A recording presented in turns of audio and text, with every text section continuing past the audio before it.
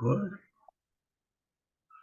All right, then let me get. Hello everyone. I'm Michael Naylor, and I'm calling from South Portland, Maine, and I'm the director of the Maine Enneagram Center for Transformation and Well-Being.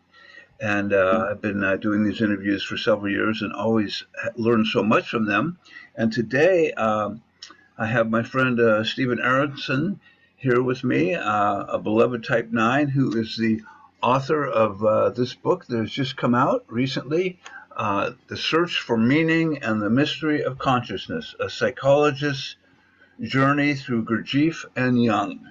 So uh, we don't have Carl Jung here, but we got the pretty close relative of. So anyway, just thanks for being here, and just wanted to invite you to maybe say a little bit about your work and what you've done, and then maybe go into the agony and the ecstasy of the Type 9 peacemaker.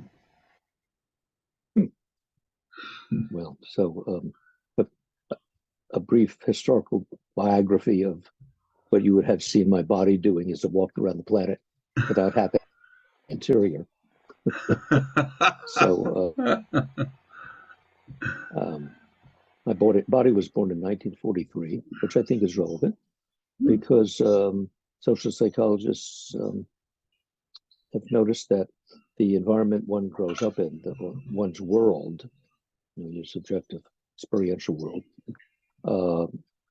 really sets the tone for the rest of your life in terms of expectations and standards and roles, unless something dramatic happens to really shift those. So in a way, my mentality was shaped by the post-war years and the 1950s. I wound up in psychology. Interesting, I'd taken some aptitude and interest tests in high school, 6 or 8 different occupations. But I didn't want to become a medical doctor because I didn't want life and death responsibility. I would have loved being a lawyer, but I didn't want to have to go to law school and read all those books. How boring. Someone find me the relevant case and I'll go argue it. So either anthropologist or archaeologist would have been great, but is there financial security in that? So that may have something to do with my topology. But I figured with psychology, everything involves people. And people have issues with themselves and each other. And I thought as a psychologist, I would never be without interesting work. It wasn't clear at that point to me that I was really following the trajectory that had been set earlier in terms of some strange experiences that I had had, which really raised the question for me. I think there's more to reality than meets the eye. There's something else going on here behind the scenes, which really has been my lifelong search to dig deeper into whatever that mystery is. So psychology turned out to actually be the perfect occupation for me, particularly clinical psychology. I taught for a few years, and as a very that I needed to learn my craft. I really I didn't want to spend my career reciting what other people had written. And I also understood that to actually be a good clinical psychologist, I needed to function as a clinical psychologist, not an academic. And initially I was training students. With what experience, So I left academia, and I was warned correctly that if I left for the outside world, they'd never let me back because I'd lose my academic rigorousness. Thank God.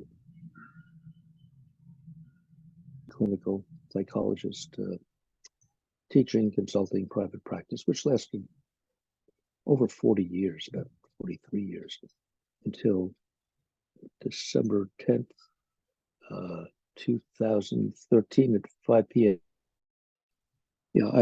I taught for a couple of years, and then I left academia for clinical psychology. And that's what I did for about 43 years. And during that time,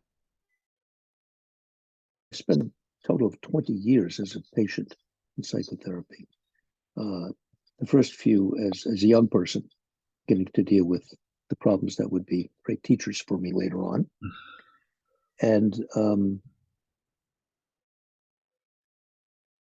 subsequently, to get some help in my first marriage, was produced. I had to play the role of the patient. I would say no guide can take anyone where they haven't been. And if I were going to help people go as deep as they wished and as deep as could be possible for them, I had to have been there ahead of the time. So I then embarked on 12 years of Jungian analysis. And early at the start of my Jungian career, I encountered the Gurdjieff work, which I'd never heard of. 4 decades, and started leading groups in the late 80s, and just recently stepped back from that role to really focus on writing and some other kinds of activities. So that's the background that brings me here today. Well, thank you. So when you consider, the structure of the peacemaker, type 9, self-effacing, easygoing type, who has the gift of really being deeply empathetic with folks and being able to sit in their shoes, and when in difficult times can sometimes have a hard time speaking up and not just going along to keep the peace. What in your understanding of the peacemaker, what has been your journey been like, from early on and throughout your life? What occurs to you?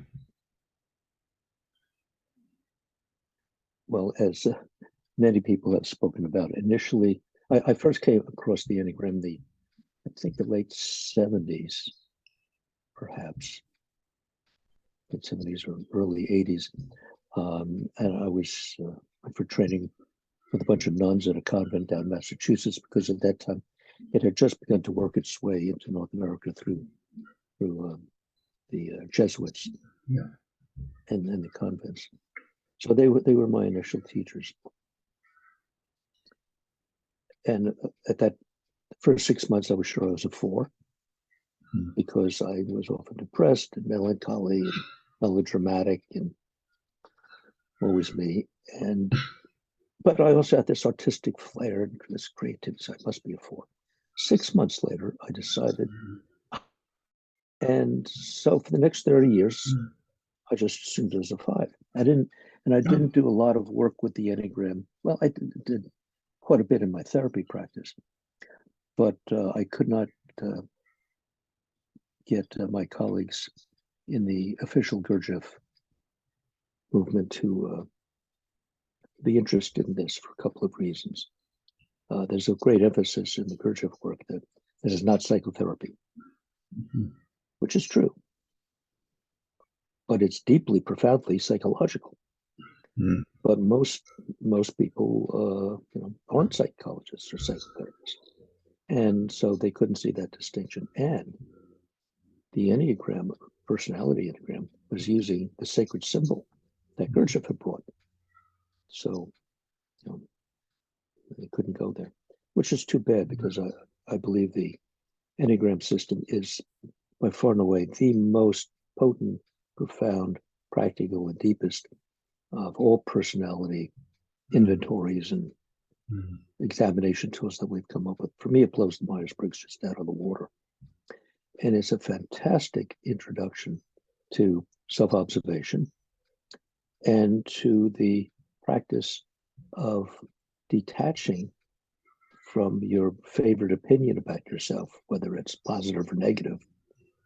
Once you begin to see that, it's not your fault the way you are, but it is your responsibility. And it's nobody else's fault that the way they are. It's their responsibility, but I can't make them accept it. I can only be responsible for myself. I think it produces profound beneficial changes in relationships, personal, intimate, working, because now we can joke about our differences, Mm-hmm. get them out in the open. So I think it's an enormously helpful development, the Enneagram. Yeah. What was the beginning of that question? Well, it sounds like you started off as a 4, and then you went to a 5, Oh, yes. and then That long journey. Right. So as nines often do, I just went unconscious. And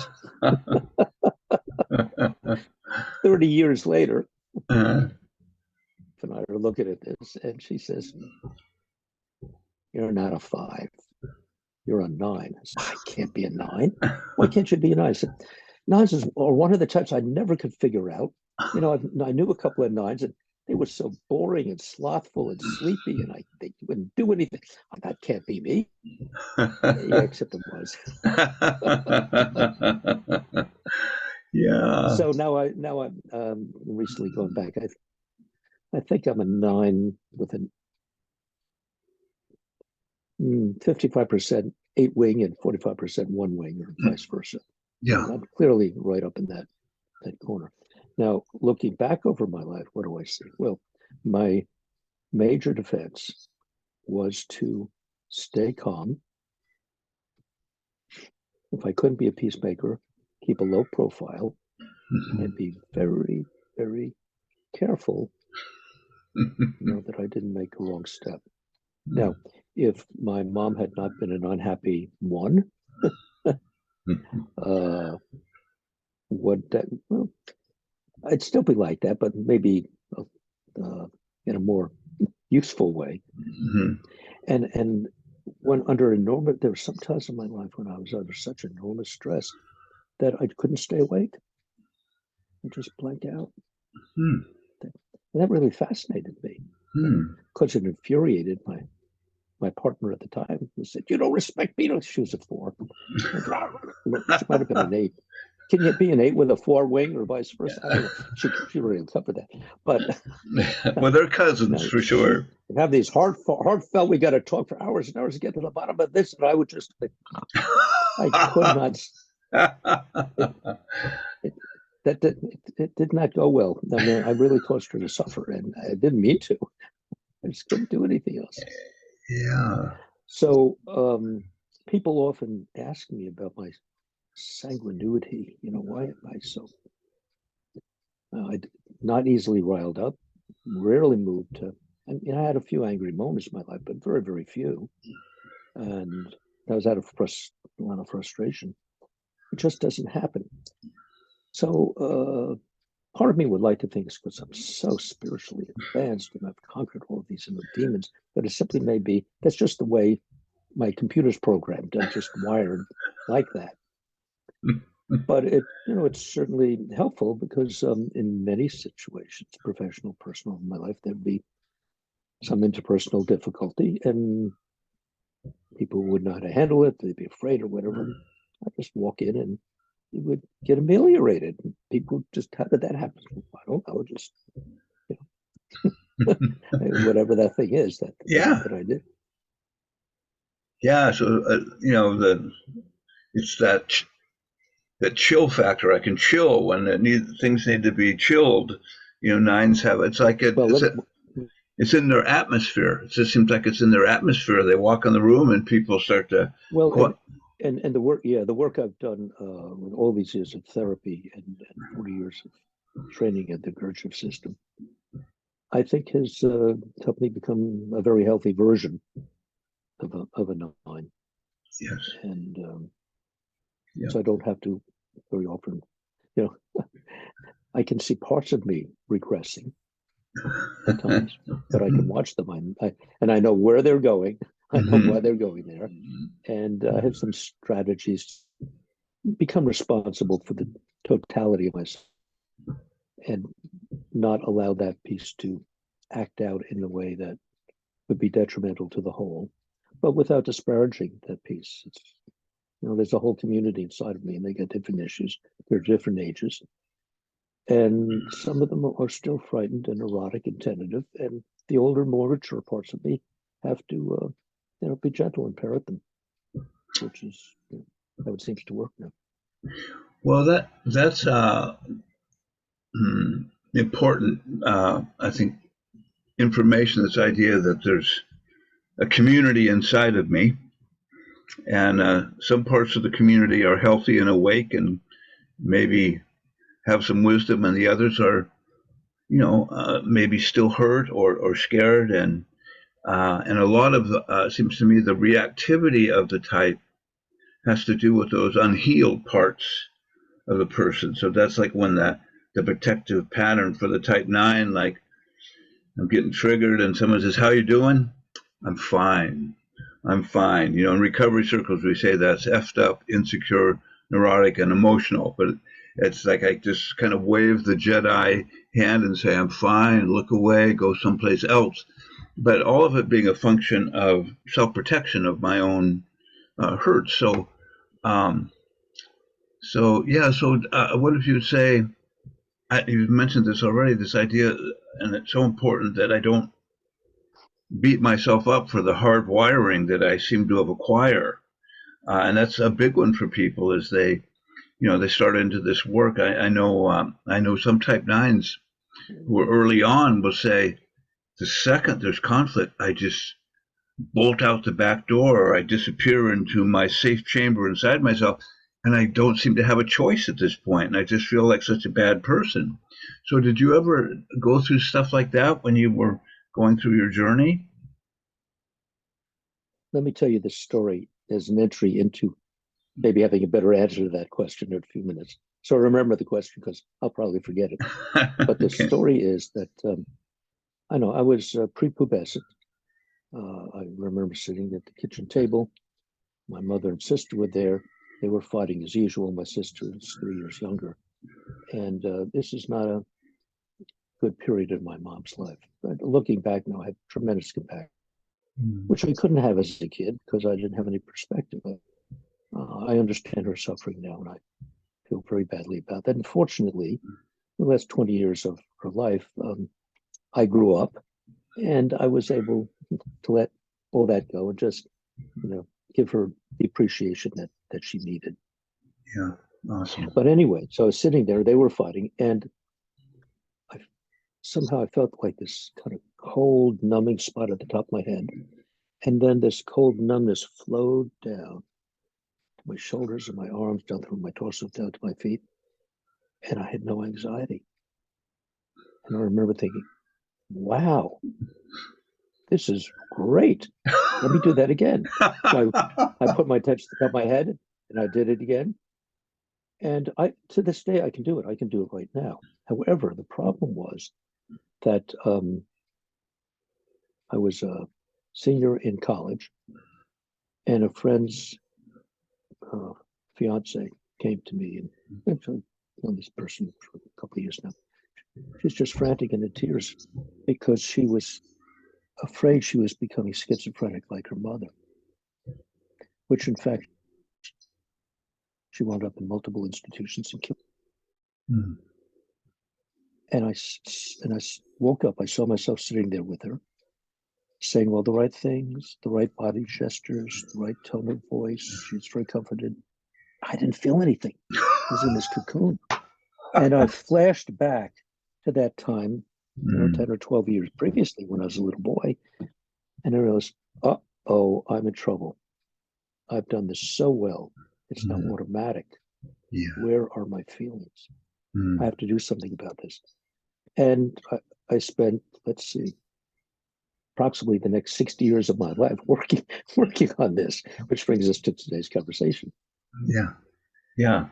So Well, it's critical to, I mean, the inner critic that beats up on various parts of myself is in some ways it's a representation of the attitude or manifestation of people who inadvertently hurt me.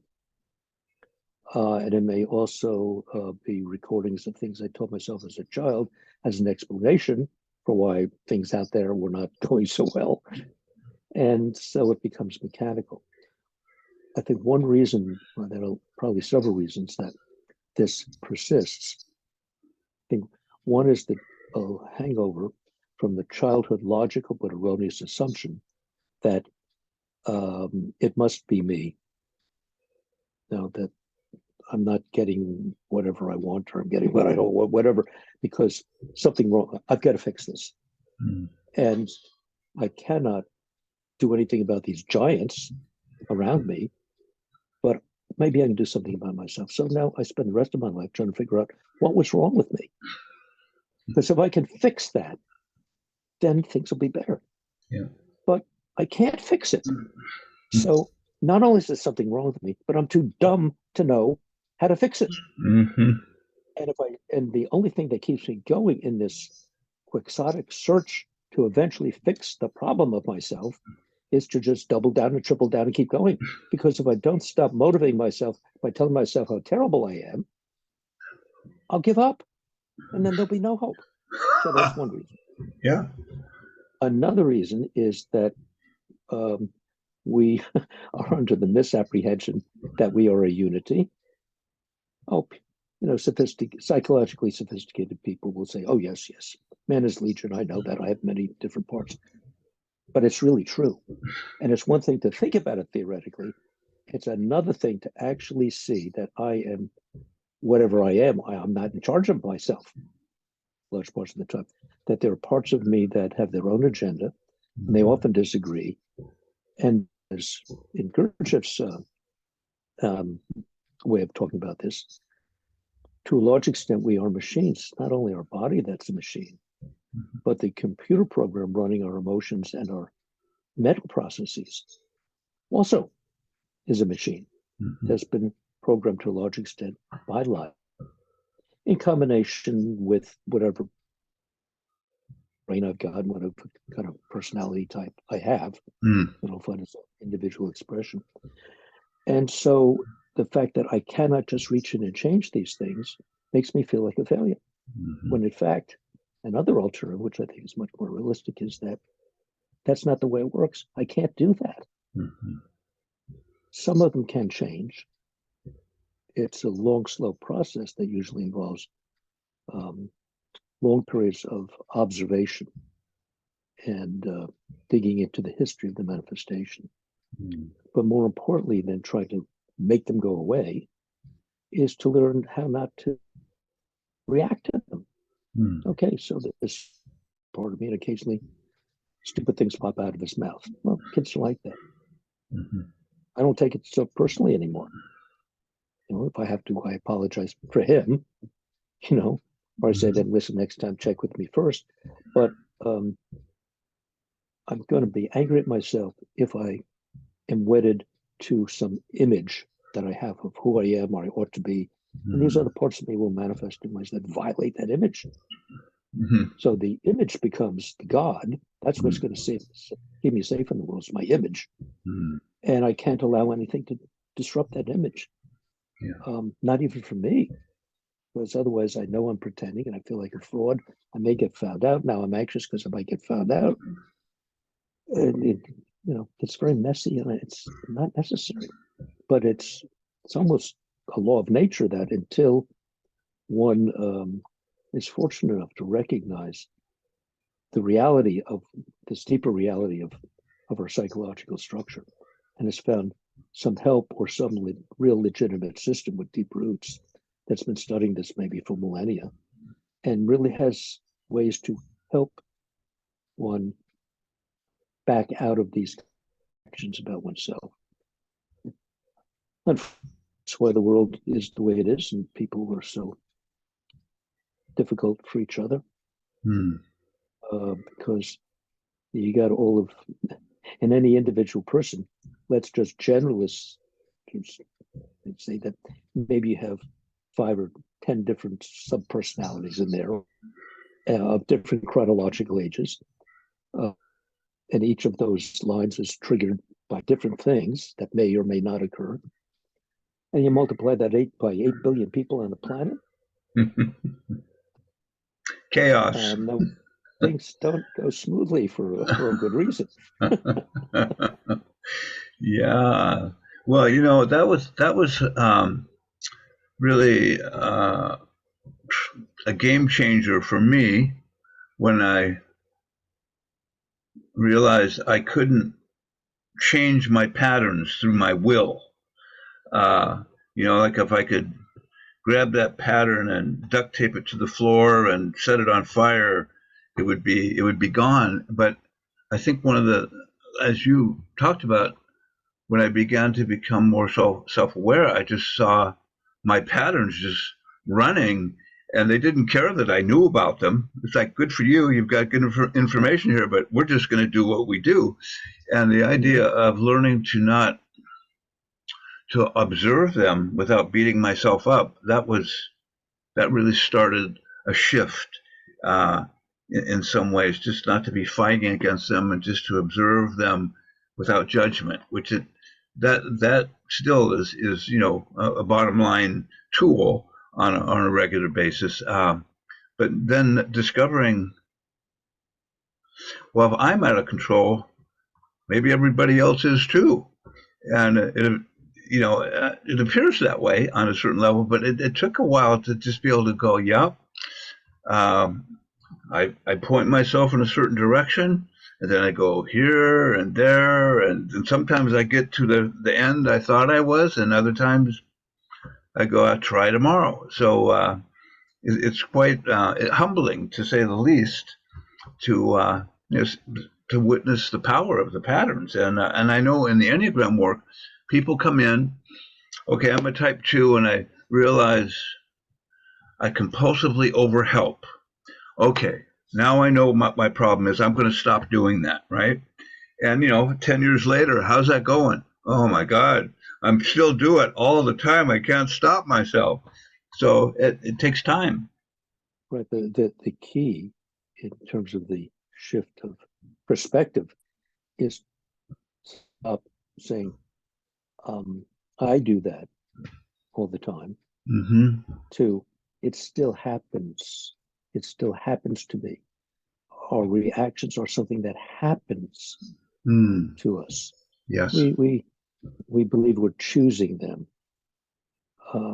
But for the most part, that's not true. No. But the implications of seeing it that way can be very frightening. For instance, to recognize that it's really true that everyone in the world, for the most part, is not in control of themselves. They're really awake in a deeper sense of the meaning, and especially the power possessors, with weapons and governments. These are probably the most asleep people on the planet. I mean, who in their right mind would want that kind of power and responsibility, and that fame and that fame? You got to be pretty nuts. Yeah. Now, so this is very scary. But even more frightening than that is the recognition that, okay, so I've been studying this pattern and I can't stop it. Okay, I guess I'm not the pattern. And if I can't bring my will to this change, then how powerful is my will? And what exactly, where am I in myself that I've now backed up far enough that I can see the reactions in front of me and have a little space back here to evaluate them and see if I want to do anything about them, or what if my awareness not glued, is not identified, it's not absorbed by the reaction, so that I am the angry. I am anger. I'm angry. What are you, Steve? I am angry. If I can back up and see, oh, look at that. That thing really tricked Steve. He's really angry. Come on, Steve, let's go talk about this before you say something. Where am I in that moment? Where in my brain or my mind have I backed up to? And while we're talking about it, what is this word I? What does that mean?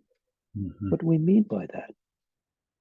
Because if I come to the point where I realize I'm responsible for my manifestations, but I'm not my manifestations. That's a big one. And I didn't program these emotions into me. I didn't ask them. I wish they weren't here. As a matter of fact, I didn't program my thoughts into me. They bother me a lot, and I wish my head would shut up. Oh, Hmm. well, then when I say I, what do I mean? What's left of me Hmm. if I'm not my body or my feelings or my thoughts or my roles or my car or my house or my occupation or my publications? If I'm not any of those things, they're associated, Hmm. but that's not me. That's not the I. What is that? Hmm. My experience is that, understandably, myself included, we want to be comfortable. we, we don't want to be uncomfortable. And so if an interpretation or direction poses real uncertainty, confusion, and discomfort and disorientation, why would most people go there?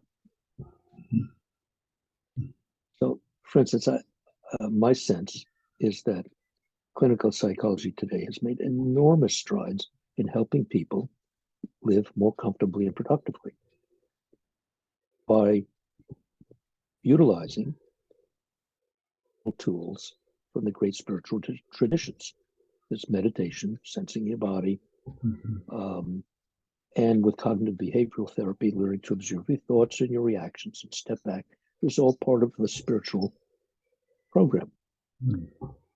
But without recognizing the deep mystery just underneath that, it is utilized primarily, in my opinion, to help people sleep more comfortably, which is not a bad thing at all.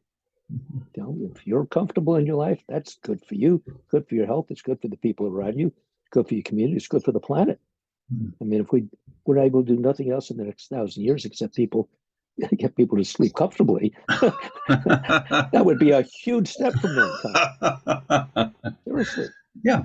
But to then see the question and follow the question of what lies underneath that, Hmm. that's something very different. Hmm. Well, I wonder, so sort of a framework that the Enneagram works with is um, that we acquire these personality patterns. Certainly, I think your type patterns are there in place in the beginning. Plus, you get all the other conditioning from your family and your culture, etc. And that all of this goes into building a personality, which at the same time creates kind of a thick layer over essence, what we call essence or true self, etc.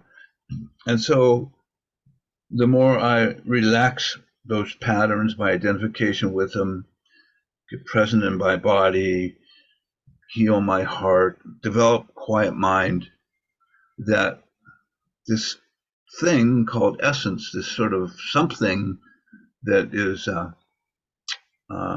when I'm in contact with it, I feel a deep stillness and a sense of unity with people, a kind of natural sense of kinship with people. But that essence is what appears to be underneath all the layering of my personality. So, but to get to it, I had to do a lot of suffering. Bumping into myself, feeling, just the machine, going where it goes. So, as a type 9, um, one of the conversations we have is that there is an, essential peacefulness, a quality of peacefulness that's different than the surface peacefulness where you can sort of cast a spell over yourself and be saying the words and not be there, right? And but underneath it, there is a real essential quality that is connected with your soul or spirit or whatever. So, what's your take on all of that?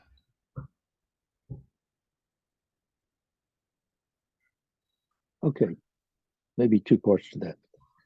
Yeah, it's a question I often ask myself when the part of me that is interested in have I made progress Mm-hmm. comes up and wants to review where I am on my what I imagine is the ladder of development, uh, and then ask the question, how much of this equanimity you have and these capacities that are very useful in limited areas. Probably suck at constructing buildings, but I'm pretty good at listening to people. How much of that is just your essence? How much of that is a result of 20 years of therapy, 12 years of analysis, 40 years of Gurdjieff? Weren't you really like that anyway? So I'd say yes and no. I've always been like that. But you say it gets very quiet. Sure. When we're no longer giving energy to our erotic thinking, and we're no longer giving energy to our emotional reactivity, it's going to get very quiet. But, if you don't have complaints in your head or things to worry about or things to plan, what's going to go on in your head? I remember once saying to one of my analysts, oh, wait a minute.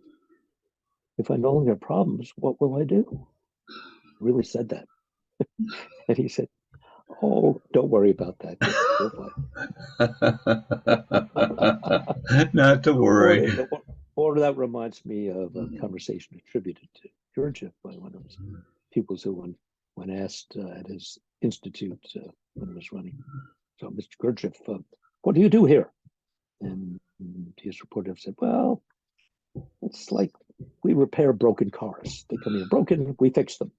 Well, and then what? He says, they drive away, they run better to their lives. Yeah. And so the second part of that question is, those kinds of questions really used to fascinate me. Is it this? Is it that? Is it this level or that level? I think that's the scholastic part of me that would have still been counting angels on pinheads if I hadn't gotten out of that trap. So it doesn't matter to me if I have an essence. If I have an essence, I have an essence. If I discovered, I discovered. I'm interested in trying to be as present as I can in any given moment and practice observing Steve in his natural habitat, how he thinks, how he moves, how he talks, how he feels. And in that process, whatever the I is at that level, becomes less attached to him. His behavior isn't embarrassing. It is to him, but it's not to the observer.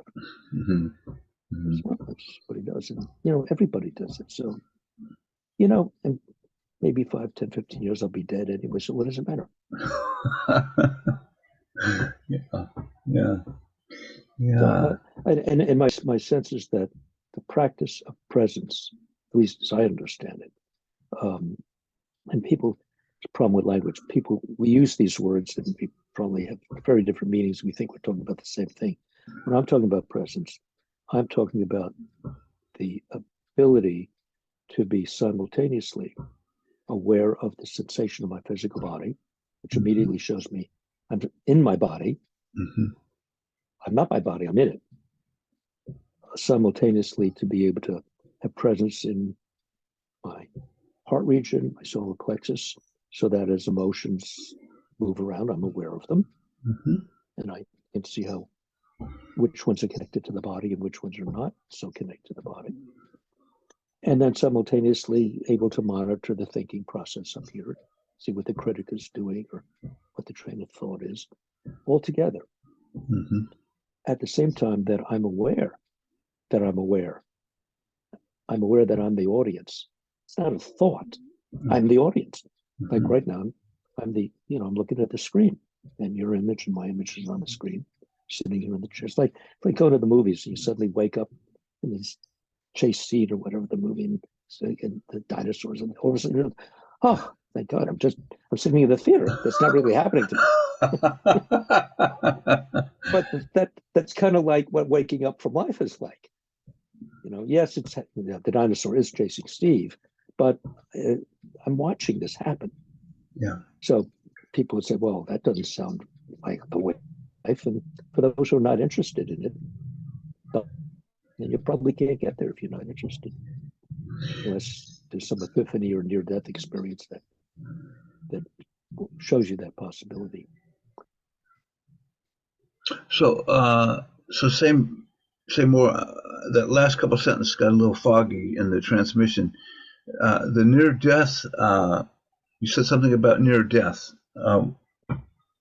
Well, I'm just saying that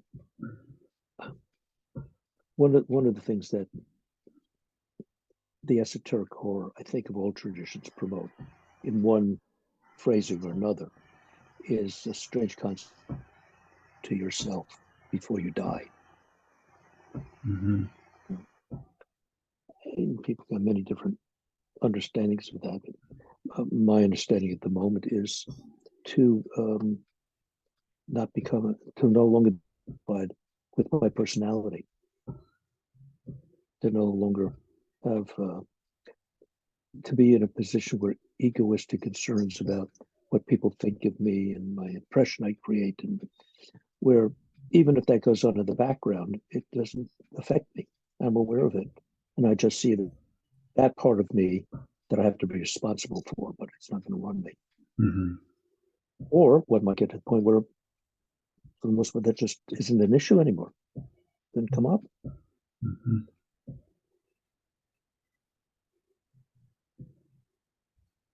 But if I'm saying that I think I'm interested in finding out who I am without my roles, without my labels, without any of the previous associations I've had to what I call myself,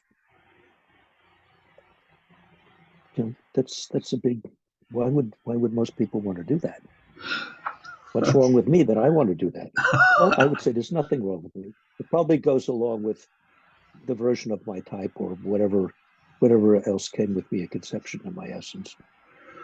And as I wrote about in the book, I've been having experiences off and on since I was very, very young.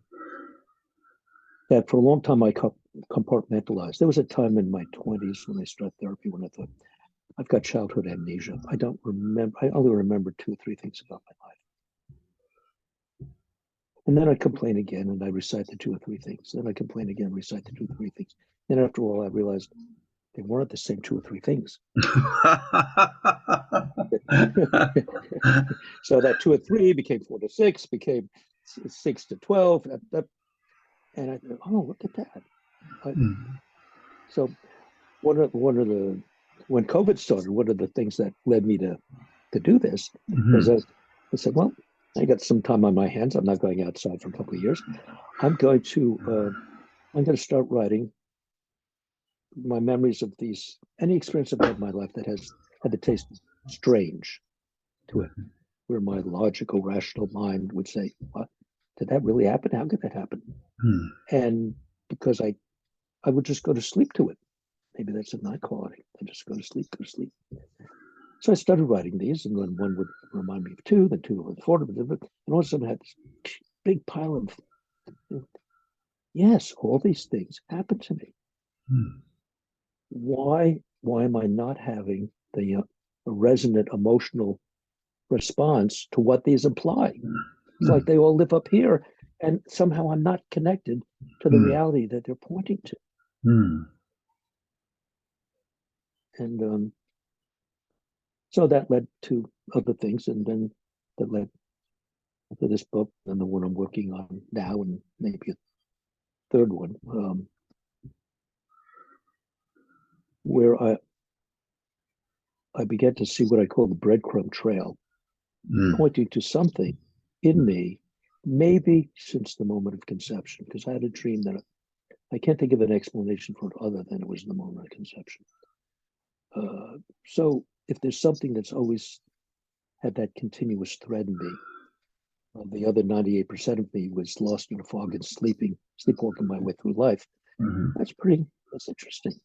And I would like to get as close to that part and actually, before I die, see if I could live, at least in a neighborhood of that merge with it. Yeah. And if there's anything left with us after we die, I don't know. I don't remember previous life experiences, so I can't speak to them. I don't know what happens.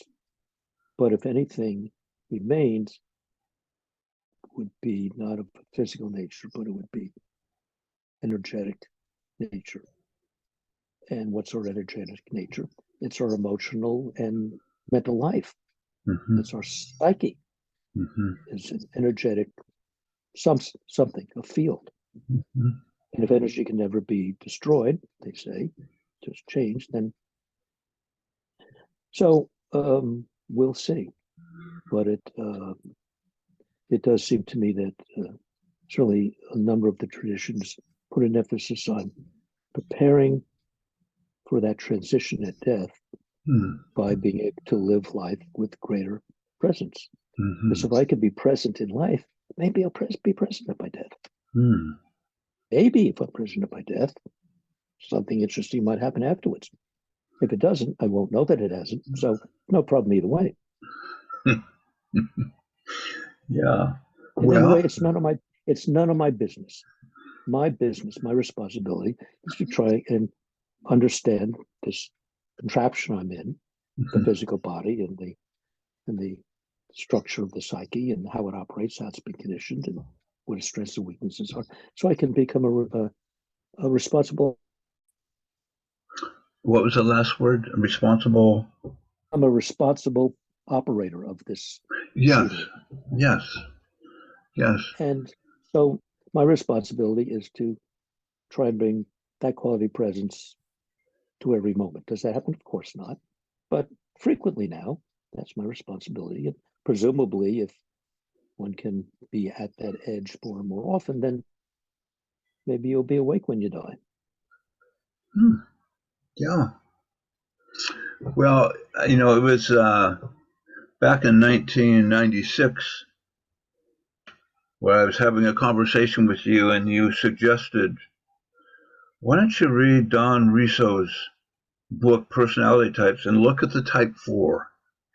And I remember reading that going, oh no, God, everything I thought that was so interesting about me is causing me all my suffering. What? I've been tricked, and that started me off on that. And then you also suggested reading In Search of the Miraculous, which is what was really interesting about that. I just read it. I was just compelled to read it. And at the end of it, it was the first time I really got the innocence of my mother and father, that they were, captive to their patterns, and something opened up that allowed me to really love them the last 10 years of their life. But when I look back on it, that the book is challenging to understand, but something seeped through my associations, and something shifted. So anyway, that really was a big start for me in terms of my, crawling on my hands and knees to a presence with my other colleagues. But so, do you have a book you recommend for people who are interested in the Gurdjieff work? Is there actually a good book to start with? Because it seems like learning the periodic table almost when I go into Ouspensky stuff. So okay, let me say something first, then we'll come back to that thorny issue. Said before, it reminds me that my daughter periodically tells me that one of the most helpful things I've ever told her. She was in grade school having difficulty with the teacher. She said, Dad, you said to me, Courtney, try and remember that all adults are just children in large bodies. She said, it's helped me ever since.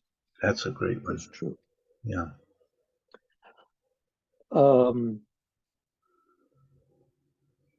I struggle with this other question, what to get, because now there's a vast work, literature about Gurdjieff.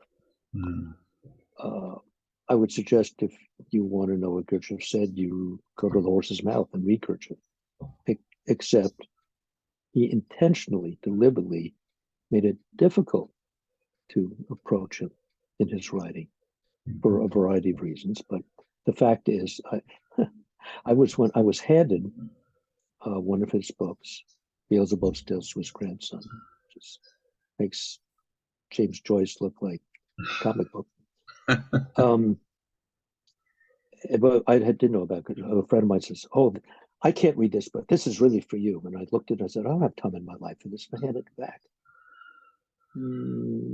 Sometime later, the work came around the corner and grabbed me a different way. I would say if you have a psychological bent, well, In Search of the Miraculous is the book to start with by P.D. Ouspensky. I would recommend that the parts that makes no sense or difficult, you just put aside and just keep reading and nibble on the parts that do make sense, that do influence you in a positive way.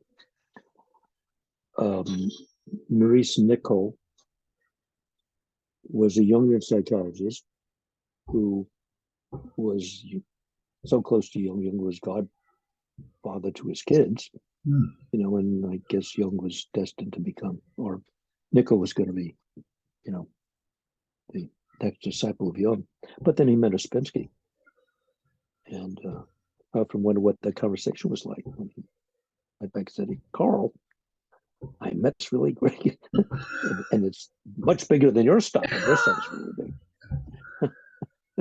But Nicoll, over the course of many years, has wrote and accumulated 5 volumes of psychological commentaries from a Jungian perspective, an esoteric Christian perspective. It's much easier to approach. Some Gurdjieff people saying, "Oh, don't give that to them because it's too easy to understand. They'll think they understand something." Well, gotta start somewhere. I think it's a very interesting place to approach. Plus, if you have an interest in esoteric religion, Nicoll also wrote The New Man and the Mark, which looks at the Gospels as a 2,000-year-old language for, modern psychological work. So he translates. It's very interesting. There are many other well-written books. Some of the biography or some of the books written about Gurdjieff by his people who were with him, like Our Life with Mr. Gurdjieff by the de Hartmans, Story of the Escape from the Russian Revolution, Over the Mountains. So there's much material. But if you want to get the essence of it, In Search of the Miraculous gives you an intellectual outline. In later years, he approached it much more metaphorically and indirectly. But because Ouspensky was a mathematician and a scientist, maybe that's why he brought it that way. Or maybe that's the first way he thought to bring it. It's very seductive because it's really exciting for the mind. But it might give you the impression that you now understand something when all you've done is learn the diagrams and had some new thoughts. Understanding comes through experience, not through thinking and not through reading. For example, when I first read In Search of the Miraculous, and I was just blown away. Who could have thought such thought? Because those kinds of thoughts were revolutionary then. They've now worked their way, many of them, into the mainstream of our culture through the idea of Gaia, the Earth Mother, and or the influence of Buddhism. So what was startling then is not so startling now. We're a little more used to it. But nevertheless, I came to a certain section and my mind just rebelled. Said, "Oh, this is ridiculous. This is worse than pseudoscience. This is nonsense." And I was about to close the book. But fortunately, some other part of me said, "Wait a minute there, big boy." Up to this point, it was really good, wasn't it? It was amazing. Well, then maybe you don't understand what this means. Why don't you just put it on a shelf and keep reading? Fortunately, that's what I did. As the years went by, a lot of things accumulated on that shelf. But every once in a while, I would have an experience. And one of those ideas that I did not understand would jump off the shelf into my lap, and I could say, "This experience is what that's about." And it couldn't have said it any better. But I couldn't have understood it without the experience. And I think that's a huge mistake that a lot of people make, especially intellectual types. They load all up on the theories and the diagrams, and they think they understand something. But knowledge is not understanding. Gurdjieff says knowledge understanding is a combination of knowledge and experience. Yeah. Yeah. So one must have the experience, and nobody can. You have to find the experience yourself. No one can experience it for you. Yeah. There are guides who can say, well, this is what I did, and then I had the experience. So maybe if you do this, you might. Mm-hmm. Or, what else can I tell you? Yeah. Or someone else says, well, try this and this and this, and then you might have the experience. So go try that. So you have to experiment if you have a drive. And maybe if you're lucky, something will happen and you can say, oh my God, now I get it. Because it's happened to me. It's happening right now. Now I understand something. So what I now stand under is an experience, not a concept or an ideology or a construct. Yeah. And an experience is full body. Not only involves this, but involves feelings and involves my body. Why the body is so important, and the terrible misunderstanding of some religious traditions to take exercises about becoming aware that you inhabit a body and then turning them into the body is bad because it's distracting. You have to punish the body, you get rid of the body and just live in your head. From my point of view, this is a tragic misunderstanding, misapplication, and doesn't lead anywhere good. Well, the whole learning to sense your body is often very foreign to people. And I know it was for me. I can remember talking with you in a cafe, and you said something like, okay, as you talk to me, sense your feet. I go, really? Where are my feet? I know they're on the floor, but I can't sense them. He said, well, find some part of your body. And in the beginning, it was like an alien language. Like, sounds interesting, sounds even exotic, but I can't do it. So I wonder if you'd say a little bit about that whole practice of sensing. If you, Well, when I was given the initial exercise, I went home very dutifully, and I was to sense my limbs in a certain sequence, rotating sequence. So you really have to maintain your attention over an increasingly long period of time. And I sat there and I said, okay, I'm going to sense my arm. How do I do that? Well, looking at it isn't sensing it. Touching it is not sensing it. How do I do? I have no idea how to do this. But for several days, I would sit. I don't know what I'm doing, and then all of a sudden, I realized, oh, wait a minute, I have an arm. I can put my attention into my arm. There, son of a gun. That's how I do it. I still don't know how I'm doing it, but I know what to do. You said, although I don't really know how I do that. I move my attention there. And so it's like that with so many of the tasks or exercises or practices that one would be given in a tradition that at first makes no sense because it's pointing to an experience, and you can't, experiences are not codifiable in language. For instance, I'm one of the people I've worked for a number of years now, who's one of the premier Gurdjieff movements teachers on the planet, incredibly gifted person, was in training, and her supervisor was there with her, and she kept saying to the class, now when you assume this posture, sense your back, sense your back, sense your back. People say, what are you saying? And he pulled her aside, he said, don't ask them to sense their back. Put them in a posture where they can't help but sense their back.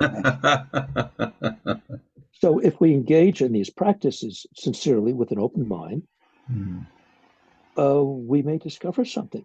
And then the response often is, oh God, how did I miss that? I never realized that. So why is it important to sense your body?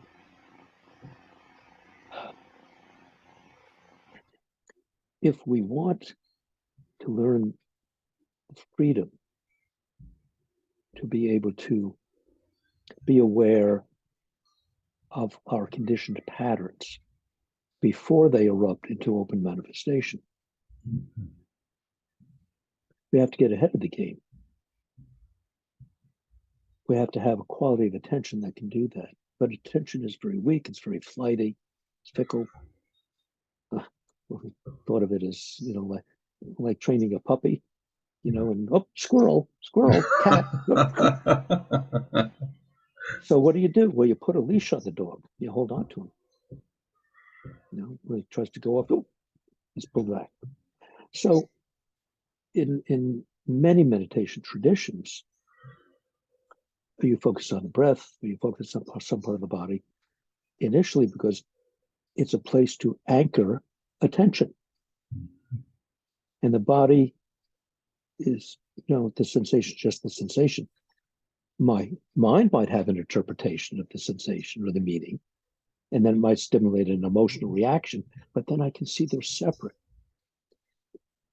If I want to have a chance to learn to have some breathing space inside this contraption I live in, I start by learning to be able to sense my physical surroundings.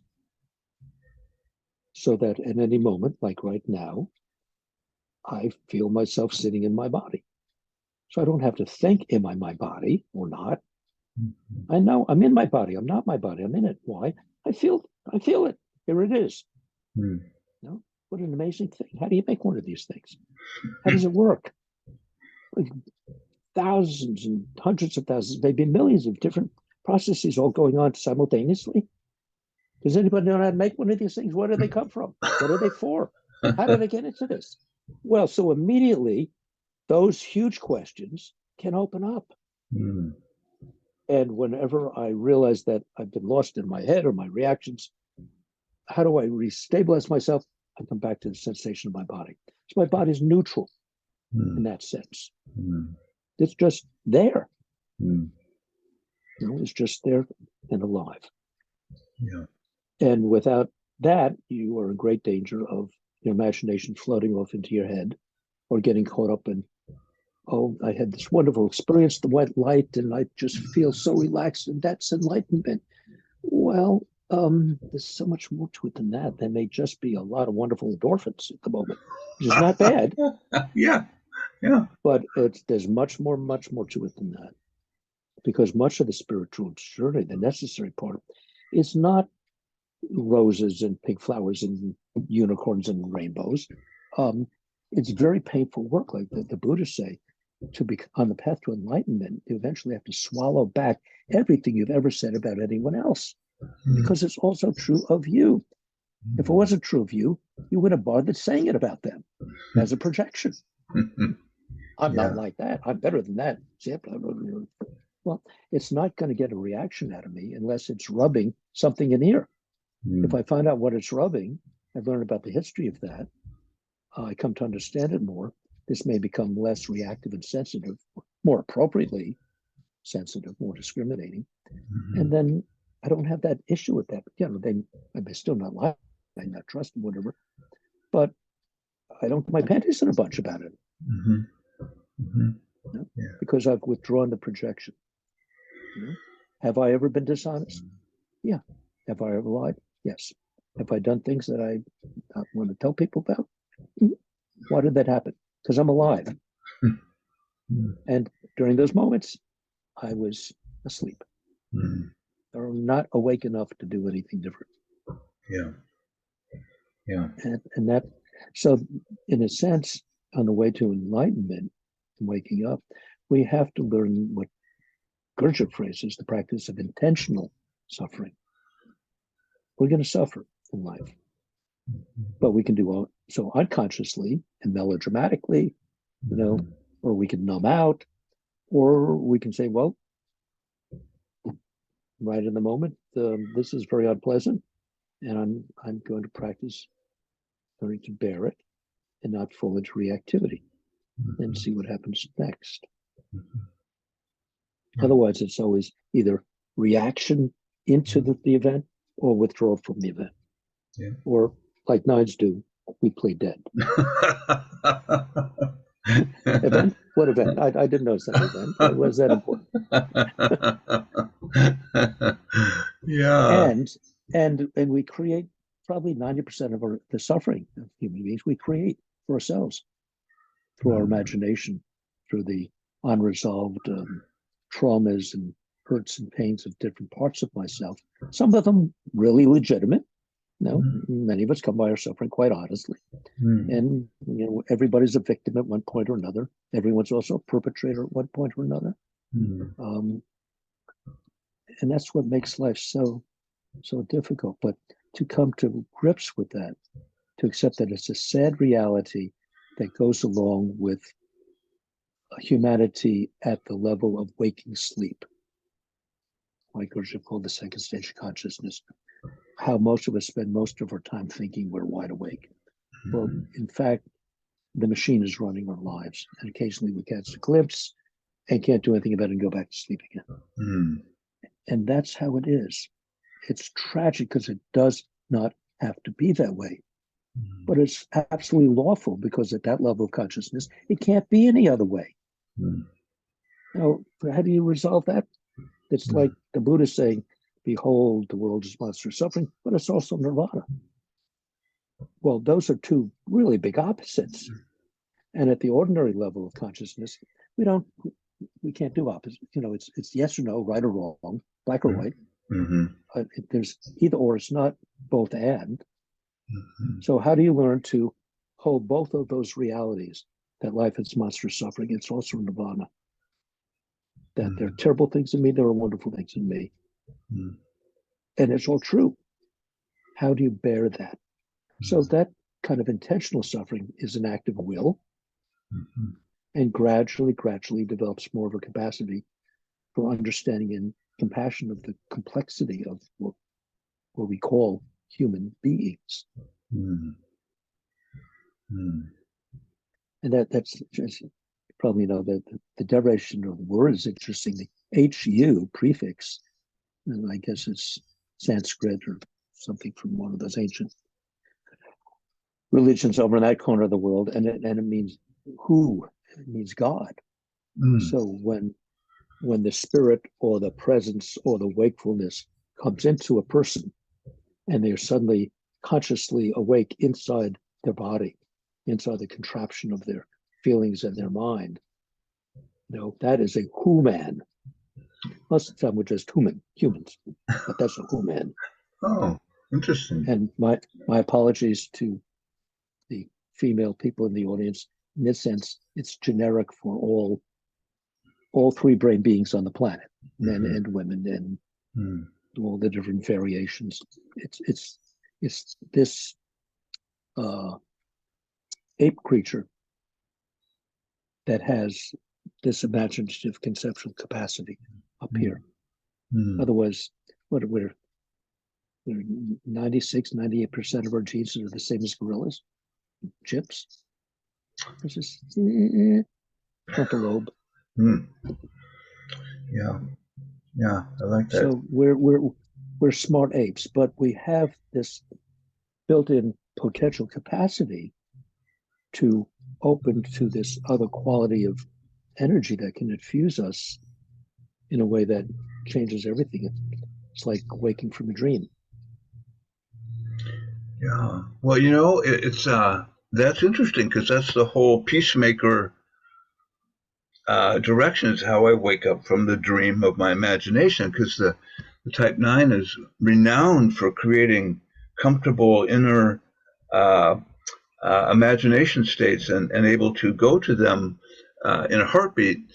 But ultimately, and again, I'm bringing this back to Enneagram, this whole idea of how do I make peace with this predicament, this contraption I'm in, my emotional machine, my mental machine, my programming around my body and how I numb it or disassociate. But I really feel like you gave a teaching around, what this, ultimately the idea of unity, that a human or an ape person becomes unified is the type 9 peacemaker archetype too. It's an interesting correlation, and certainly we're all have an opportunity to pursue that in those moments when we're awake. And I can remember something that you said to me numerous times is, you can't control how often you're awake, but when you wake up, it's a good time to do some work on yourself and be present, right? But not to Yeah. beat yourself up for your in and out. Now I'm here, now I'm gone, now I'm here. The moment I fall into reaction, I'm back asleep. Yeah, So as you say, oh my God, I'm awake. Oh, I fell asleep. What's the matter with me? I'm awake. I'm asleep again. yeah, yeah. Instead of saying, thank you for waking me. Let's see how many seconds I have before I disappear. And let Yeah. me come back to something you just said a moment ago, this profound question that we all ask. Well, how do I do that? How do I do that? Well, that was one of the concepts that it took me decades to understand. Gurdjieff has this enigmatic statement that man cannot do. Things just happen. Mm. Now, that was not satisfying to me. Yeah. Unfortunately, it turns out to be true. Mhm. But again, I had to learn that experientially. So we don't do it, Mhm. but if we follow a real practice, it will happen. Mm. The Mhm. practice leads us to it. Yeah. Like, so you're going to start, you want to play Chopin. You sit down the piano, you say, how do I do that? Well, start with the scales and start Mhm. with simple melodies. Maybe in 20 years, you're playing Chopin. Well, how did that happen? Well, it's because I brought myself to the practice, Mm. practice, practice. And the practice changes us. Seeing these things in ourselves and struggling to see them more objectively, to learn their history, to take them less personally, that's a transformation in attitude. It's a transformation in orientation. Mhm. It's a movement to a different quality of consciousness that now has the capacity to see the width and the depth and the history of a pattern. Mhm. So Mhm. that's not what you get in our ordinary state. So to practice bringing yourself over and over again to this higher state, you don't need, it doesn't matter what we call it. Different traditions call it different things. They have different practices, but they're all the same practice at the core. If they're from the same root, Mhm. you do that, and as Gurdjieff said, well, something may happen. Something happens. Yeah. What will it be? You prejudge it, and that won't happen that way. Or what will it? Well, if I don't know what it's going to be, why should I put in the effort? Well, that's a good question. If that's your attitude, don't bother. Mhm. Mhm. Seriously, Yeah. Yeah. because only if you have this driving, nagging need, maybe a neurotic need to find out, well, who's going to do that? Who in their right mind would try and get out of what they think is their right mind into what they think is a crazy mind, when in fact the crazy mind is the right mind, and the right mind is the crazy one. But again, you can't know that without the experience of both, so that you yourself can make the judgment. One of the things that attracted me to Gurdjieff was his statement, don't ever believe anything you hear or read, even from me, unless Mhm. you can confirm it to your Yeah. own satisfaction through your own experience. Yeah. Then it's useful for you. Yeah. But if you haven't confirmed it through your own experience, it's of no use to you. It may even hurt you because it'll get up to your imagination and you'll live in Yeah. fantasy. Yeah. Yeah. That's very powerful. And I think in all of this, what keeps occurring is this idea that somehow I can speed this process up, or I can. It's like, this is so slow. I mean, come on, God, what kind of sense of humor do you have here? But there is you know, sometimes in the spiritual world, there's, take this workshop and essence is all yours, baby, right? And never mind that you'll have to crawl the rest of your days trying to figure out what that was. But yeah, that whole, I think letting go of just that idea that I know where I'm going, and if I just push harder, I can get there, and beginning to let go and just be here in the moment, and things happen. Yeah, my mentor used to say to me, Steve, you're trying to pull yourself to heaven by your own bootstraps. And my attitude was, well, yeah, who else is going to do it for me? But do I know where heaven is? Mm. Can I lift myself against gravity? It doesn't work that way. But at that time, again, because of the way I interpreted, events in my life, I felt that I always had to do everything for myself, which is not a bad quality. You learn a lot. You become resourceful, develop willpower. So it's not bad, but it's not going to take you to heaven. Mhm. You Mhm. know? When I had certain experiences, and I realized that I was not alone. That whatever we call spiritual work, whether it's Gurdjieff's work or Sufism or whatever, it's a real something. It's very interesting because it's not a material something. It's a energetic something Mhm. that's passed on in oral tradition Mhm. from one to another. And when one has the experience, you're initiated. And now you can transmit Mhm. something that might help initiate something else. What is this? Mhm. This perennial wisdom that has gone for thousands of years. Gurdjieff said, when pressed, that he said, well, he doesn't like to give it labels, but if this guy really, really insisted, he said, well, if you insist, we could call this esoteric Christianity. But he said, this is a Christianity from before Egypt. Mhm. Mhm. And when I realized that part of this other reality that I suspected as a boy must be there has been carried to us from the beginning of history uh, through the reflections and experiences and suggestions of those few people who have had that breakthrough. Mhm. And remember an impression I had a long time ago. So, well, I was Gurdjieff has a wonderful exercise called the thinking exercise, and you can take anything, a spoon, a cup, a book, and takes you through 10 steps to look at its origin, its history, its meaning, whatever. And if you sincerely just do that out of curiosity, and it just didn't go to an encyclopedia, no more encyclopedias, Google it, come up with this stuff. You take this one little thing and it expands and expands and expands. And eventually you see it's actually connected to everything. Mhm. Everything's connected to everything. Mhm. And this was an amazing Mhm. moment for Mhm. me. Yeah. So in that sense, I realized that whenever a discovery is made, my question is, well, that's interesting. Where was that information or that concept before you discovered it? Yeah. And it must have been part of the fabric of the universe from the beginning, waiting for a mind that could Mhm. notice and discover it. And then, Mhm. look, I become important. I've won a Nobel Prize because I discovered this law of nature. Yeah, well, did you make it? How long has it been there? Yeah. Well.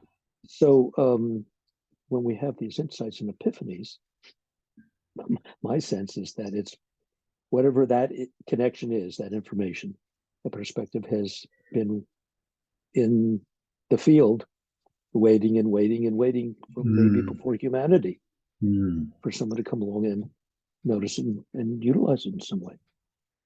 Mm. I like that. Yeah. Just where else would it come? Where is it before you think it? It's sort of like saying, where were you before you were born? Mm. Which is the same question of where do you go when you die? Mm. Mm. Mm. Which is the same question of where did the universe come from? Where is it going? Is it going to die? These are all the same questions. Mm. They all come back to, for me, come back to this question of, well, what is this I that I refer to as me Mm. from? Where's its home? Mm. For instance, this is obvious, but there's so many obvious things that we just overlook and don't see the profundity of. For instance, my body is trapped in space-time. It lives in a three-dimensional world, and it's under the laws of time and change. So how does my mind time travel?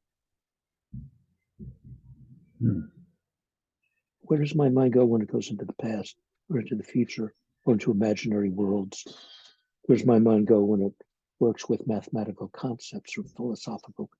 Where's that? Yeah. The body is here. Where's the mind? So clearly to me, the tether between mind and body is a tether, but they're not the same. Yeah. Can a mind live without a body? Well, that's the question of what happens after death, maybe, or what happens in near-death experiences, or what happens in moments of profound dissociation, which clinicians see as pathology and want to medicate. But in fact, in some cases, it's just a profound waking up. Oh, you can't have that. Let's give you medication so you can dull out again. Of course, when people wake up, it's disturbing to them. They go, I could see myself walking down the hall, and I heard myself. It was like, I wasn't. Help! Get me back in my body. So, take this pill. Okay, now you feel better. Yes, thank you. Well, we've covered a lot of territory here. Thank you for your sharing. And so, any last words of encouragement for somebody who has that peacemaker pattern? Well, yes, I do. So this is both self-promotional, but it's also altruistic. Available at Amazon and most major booksellers. Yes. But so to go back to your question, what could people read? And I cringe when I say this. This is the self-promotional part. But I wanted to write about everything we're talking about here that I've learned through experience. And I wanted to do it in a way that would be resonant with and accessible to any educated reader. Don't need a background in the arcane language of Jung and Gurdjieff and some of these other systems, which do have their purpose, because when you're dealing with abstract concepts or experiential events, we grapple for words, which is why we need poets. And then they use words to give you a kind of feeling of what they're talking about. So how could I write in a way that would not be another intellectual exercise with a lot of academic words and research citations? How could I write in a way that people could really relate to? So when I try to write it in a conversational way, as if I was sitting down with the reader, right, like this, having a cup of coffee, would just talk. So it's very conversational. I use, in order to illuminate these great ideas, I try to use experiences that I have had, or experiences of my clients or colleagues have had, in a way that might help the reader say, oh, I've had an experience like that. Let me think more deeply into that. Maybe that is important and I just overlooked it.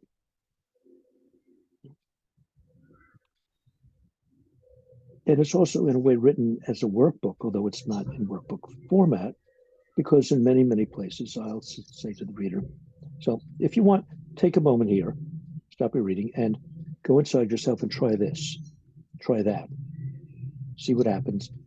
Then come back to the reading and see if that changes anything for you. So I've given a number of suggestions that I hope will help the reader have an actual experience in the moment of reading that will then illuminate the reality of the text for them, not just as a thought, an idea, but as a, oh, that's what Aronson's talking about. What's happening right now? Now I get it. So in that sense, I hope it is a useful addition to the Library of Perennial Wisdom, because of what I hope is the simplicity, practicality, and in a way, every ordinary dayness way in which I try to talk about things that are totally unordinary and very mysterious. Hoping that the reader will then use this maybe as a model for their own inner search. So then I present it as a way, and maybe only nines will do it, or maybe only the 1% of mystics in the country, but I don't know. But if a couple of people are helped by it, then that's something. And besides it, it's just my obligation before I die to try and give away in a usable fashion what I've come to. I think everyone's under that obligation. And hopefully what I've come to is not garbage, but hopefully the reader has enough discernment to know if it is, to walk away. Yeah. Yeah. Well, thank you. Thank you. And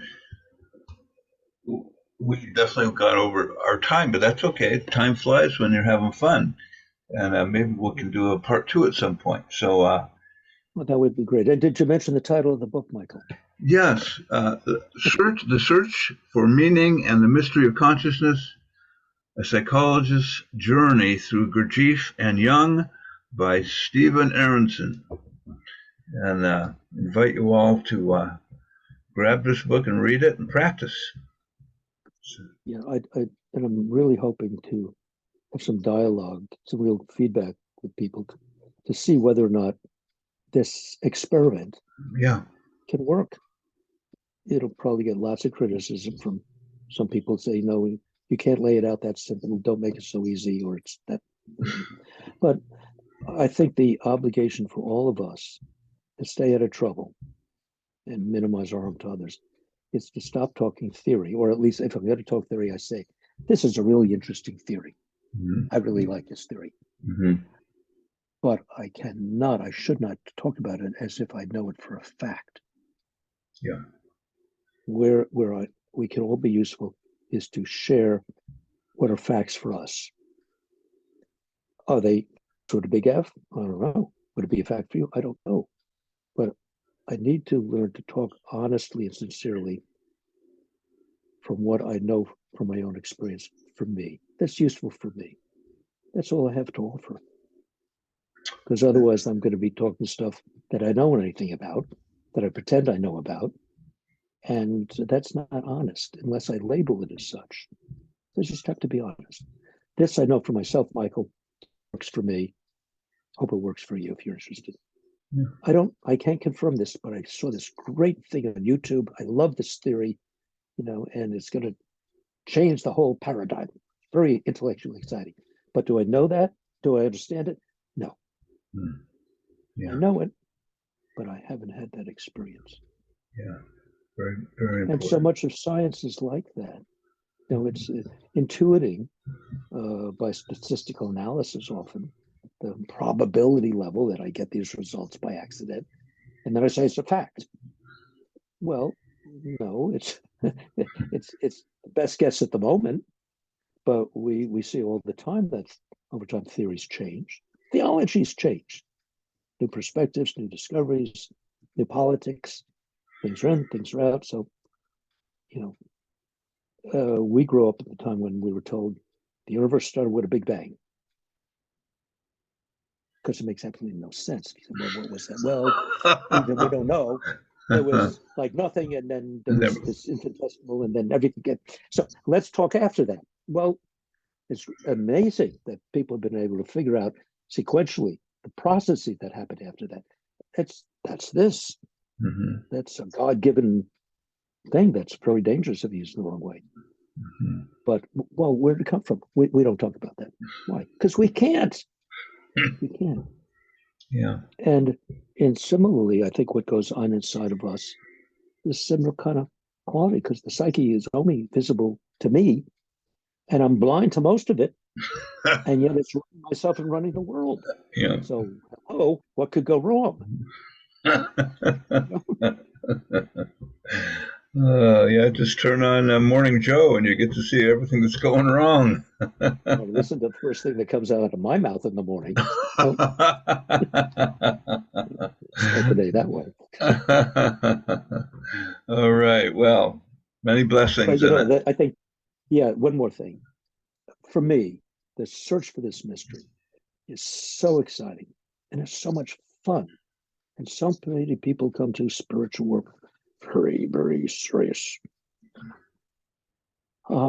That's good. One should be serious about this, but you can be serious without being serious because that's kind of a role play and an affectation. And when I Yeah. want to present myself to myself, or I think I have to suppress myself and control all these manifestations. Not like the world. We weren't, you know, if we were created to be telephone poles, we'd be like this. This is not what we're supposed to be. Yeah. So to bring laughter and humor and excitement, um, or to be open to that, because there's no greater mystery. It Mm. is what's it all about, Charlie. You know, that's, but it's possible. It's possible, really is possible to get under the surface of that than in ordinary life and go a lot deeper than you might think. Mm. And everything just becomes much, much more interesting, weirder and weirder. Mostly what I call myself.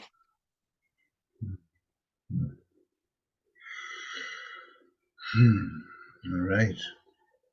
Well, thank you. I'm going to turn off the recording.